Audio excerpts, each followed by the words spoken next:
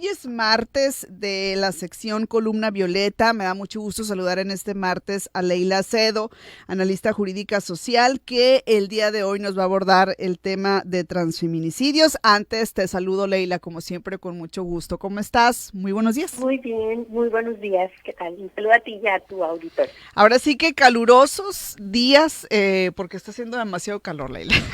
Ya esperando las lluvias decentes, ¿no? Ándale.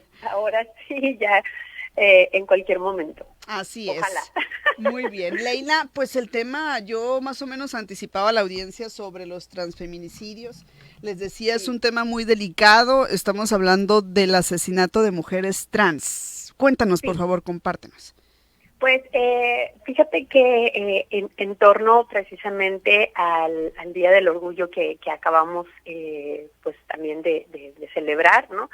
Pero también porque en días pasados el Congreso del Estado de la Ciudad de México reformó en su Código Penal para reconocer los homicidios, digamos, hacia por identidad y por debido a su orientación sexual como feminicidio. Entonces, este es un Ok. precedente súper interesante y me pareció como muy necesario que habláramos de los transfeminicidios.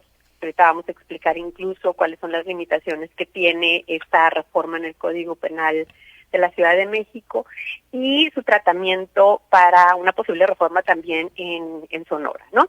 Ok. Primero me gustaría hacer como una revisión y señalarte que desde febrero de este año la Suprema Corte de Justicia de la Nación ya se pronunció hasta cierto punto y resolvió precisamente que los asesinatos de las mujeres trans deben ser reconocidos e investigados bajo el protocolo de los protocolos de investigación de feminicidio.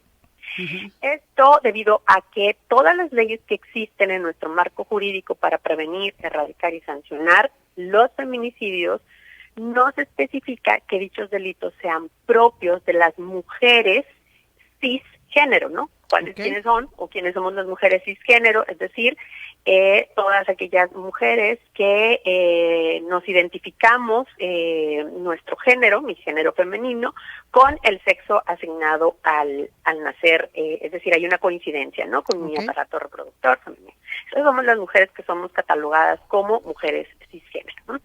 Entonces, cuando la Suprema Corte hace este reconocimiento y decir existe también un tipo de asesinatos hacia las mujeres trans, ¿no? Como producto de una violencia estructural, una violencia sistemática, pues entra bajo la lógica de lo que es entendido también como un feminicidio. No tendría por qué existir, digamos, un tratamiento diferenciado en la óptica de la Suprema Corte de Justicia, ¿no? ¿Por qué? Porque actualmente no existe otra configuración que permita adentrarnos a esta violencia y a esta discriminación que sufren las mujeres, ya sea trans o las mujeres cis, por vivir, no una libertad en identidad, en su identidad genérica. Sin embargo, la resistencia al debate actual se encuentra precisamente, obviamente, pues en los congresos, ¿no? Particularmente en los congresos de los estados locales, que es ahí donde históricamente se ha dado como la disputa más importante para la tipificación y reconocimiento de mayor número de delitos, ¿no? Ujú. Existe, ¿no? Todavía una falta de dimensión, ¿no? Sobre la necesidad de legislar en la materia. Algunos argumentan, ¿no? O algunos congresos se argumentan que los números de las personas trans asesinadas no es alto, es decir, no es significativo. Sin embargo, sí es significativo si realmente analizamos las tasas de homicidios en comparación con el número, obviamente, de la población de mujeres cisgénero, ¿no? El mensaje es muy claro y la búsqueda para un mayor acceso a la justicia es que todas las vidas trans importan, ¿no? Y aquí precisamente radica la importancia de reconocer jurídicamente este tipo de homicidios, porque lo que no se nombra no existe, ¿no? Al igual Ujú. que el feminicidio, que fue una lucha ardua que vimos diferentes movimientos de mujeres organizadas para que se reconociera que había un tipo de asesinato muy particular hacia las mujeres por el hecho de ser mujeres, ¿no? Reconocer esta problemática, es decir, que existe un transfeminicidio a la alza, pues permite también reconocer que hay una población que debido a su identidad de género y cómo vive, ¿no? Pues también es sancionada, digamos, ¿no? Experimenta de manera cruda una sociedad violenta hacia sus cuerpos, ¿no? A pesar de que esta discusión, podríamos decirse, no es nueva, no existen estadísticas oficiales, precisamente porque no existe el delito en sí, ¿no? Aún así hay organizaciones de la sociedad civil que han hecho un trabajo, de dar seguimiento a estos casos, ¿no?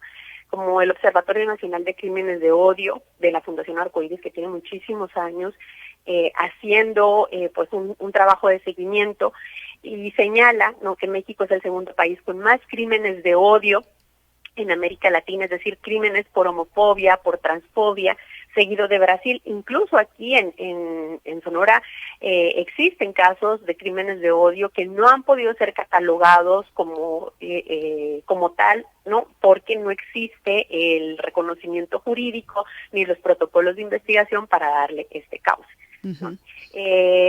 Y bueno, según cifras oficiales de la sociedad civil especializada en el tema, como es Casa de Muñecas Tiresa ACER, en lo que va del año se han registrado 36 homicidios de mujeres trans, no de crímenes de odio, sino dirigidos específicamente a mujeres trans en 17 entidades federativas, ¿no?, en lo que va del año.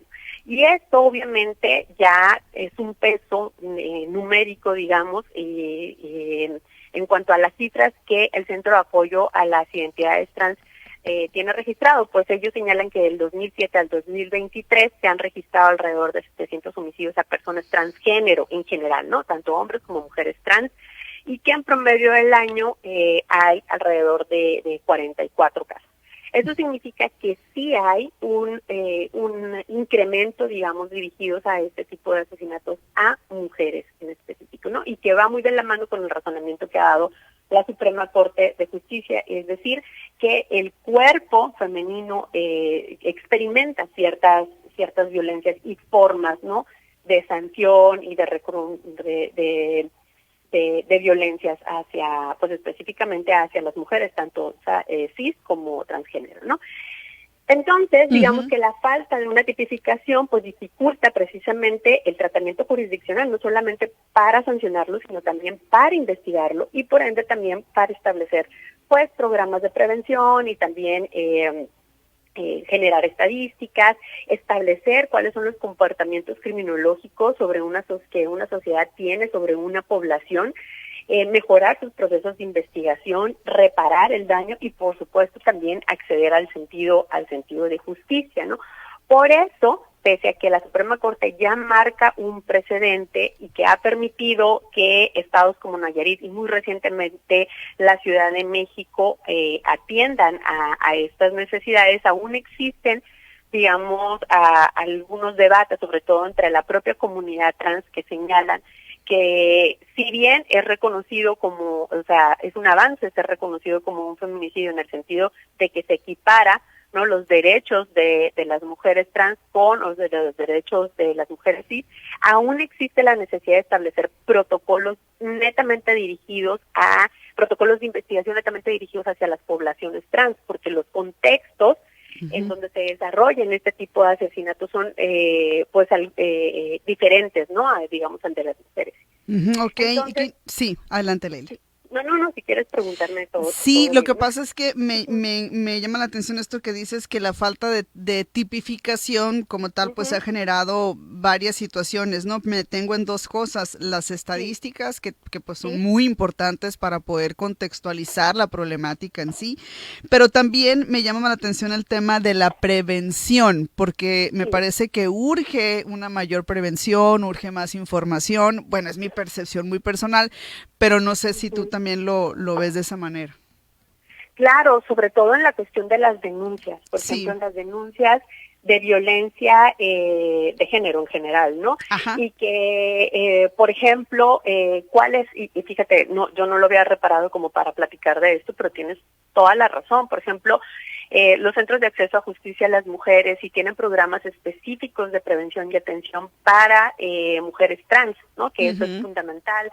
Sí, el Instituto Sonorense de la Mujer está dirigiendo acciones de prevención y de atención transversalizada de las otras instituciones en este tema, ¿no? Creo que justo el hecho de no entrar en el debate y de no reconocerlo jurídicamente, desafortunadamente, limita el hecho de exponer otras necesidades, ¿no? Y este tema justo lo voy a enlazar con lo que quería decir. A veces no es prioritario, ¿no? Porque en su mayoría porque es producto de la transfobia, ¿no? Que existe sobre este tema, pero también sobre el hecho de que no reconocemos las necesidades de esta población. Y eso también es una forma de discriminación y de acentuar nuestros prejuicios, ¿no? Que nos permite no salir de esta burbuja, o que no nos permite más bien salir de esta burbuja binaria sobre cómo se experimenta la violencia de género. Y además porque México es de los principales países que ejerce más violencia sobre las personas trans.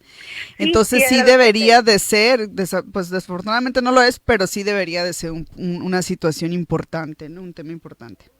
Sí, sin duda, ¿no? Y bueno, más allá del debate de la técnica jurídica, que te decía yo que existe, actualmente sí es reconocido como un delito autónomo, es decir, meter otro delito más de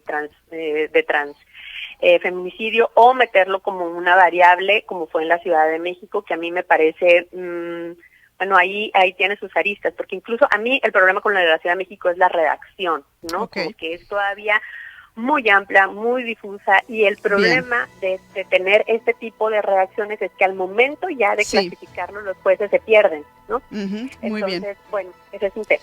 Y muchísimas gracias. Mi participación.